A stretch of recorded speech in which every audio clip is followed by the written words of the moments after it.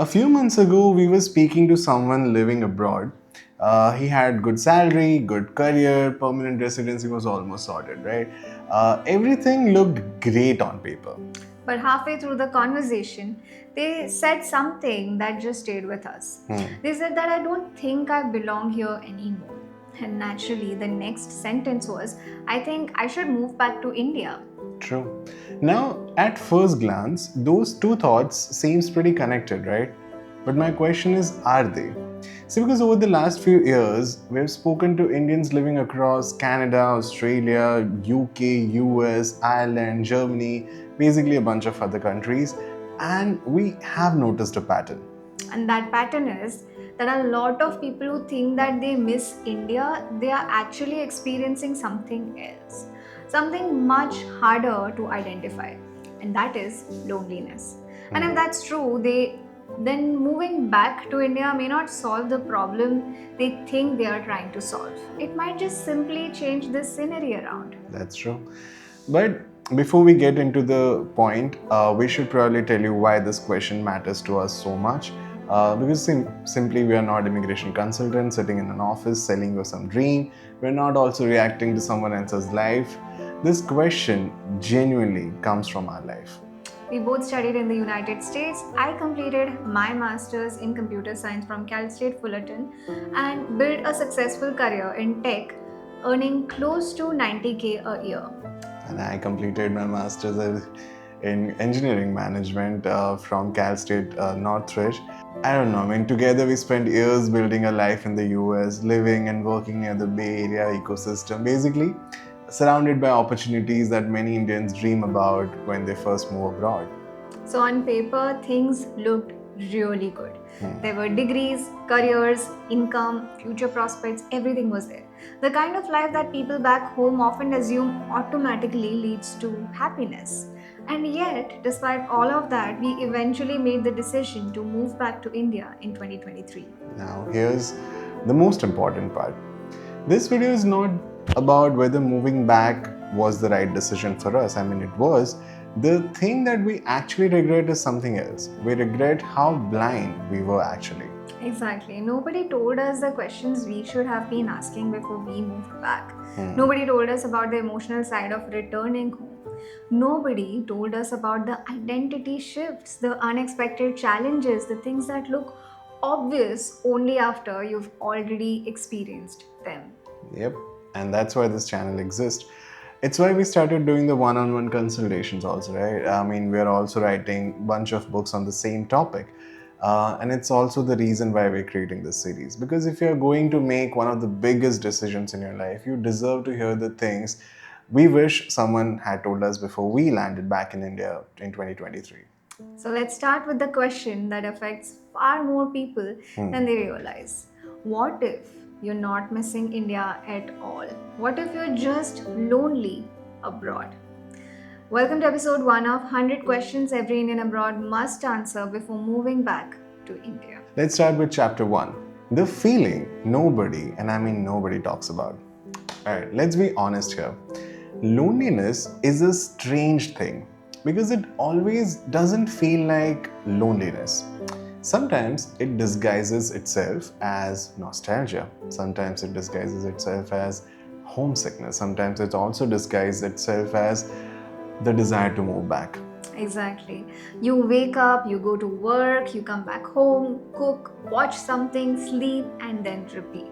Nothing is technically wrong in here, but something feels missing. And you can't quite explain what that is. And the hardest part is that you may be surrounded by people. You may also have your colleagues at office. You may have your neighbors. You may have even made your new friends. And yet, there are moments where you feel completely alone. Not the physically alone, I mean emotionally alone. Because being surrounded by people and feeling understood are two very different things, right? Yeah, and many Indians abroad are experiencing something they have never experienced before. For the first time in their lives, they have to build a social circle from scratch. Back in India, relationships happen just like that, naturally. School friends, college friends, neighbors, cousins, family gatherings, festivals, weddings, all were there. Yeah. You didn't have to basically actively create community, you were simply born in it. Abroad suddenly changes everything. Every friendship requires effort now, every relationship requires some kind of planning. Every gathering now requires a scheduling. And over time, something starts happening. Life becomes organized, but I feel less connected. Chapter number 2, the night that changes everything. Let's talk about a very specific moment because almost everyone abroad has experienced some version of it.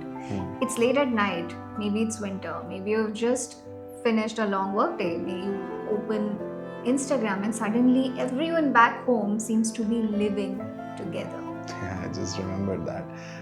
Even like someone's attending a wedding, someone's celebrating Diwali, someone's having dinner with parents, someone's posting photos from a cousin's engagement, and just for that moment, you feel like life is happening somewhere else without you.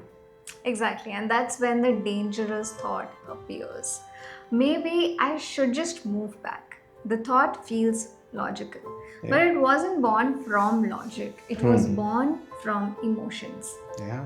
And see, emotions aren't bad, but often emotions point out to pain, not necessarily to solutions. I mean, that's an important distinction. You have to understand that. Because loneliness can convince us that somehow geography is the problem, when sometimes the real problem is the disconnection. Chapter 3, the question people avoid. So here's a question we rarely ask ourselves. If all your favorite people moved abroad tomorrow, would you still want to move back to India? Pause for a second. Think about it. If your parents were living next door to you, if your closest friends were like living nearby, if your support system existed where you currently live, would you still be dreaming about moving back? Yeah. So I think for some people the answer is yes, but for many people that I know, the answer becomes much more less certain, I would say. Because what they're actually missing isn't India. I feel it's their people. And that's an important realization.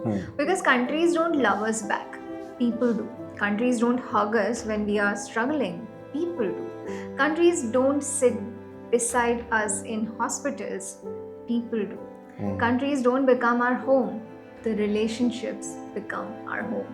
True. Chapter 4, the fear underneath the fear.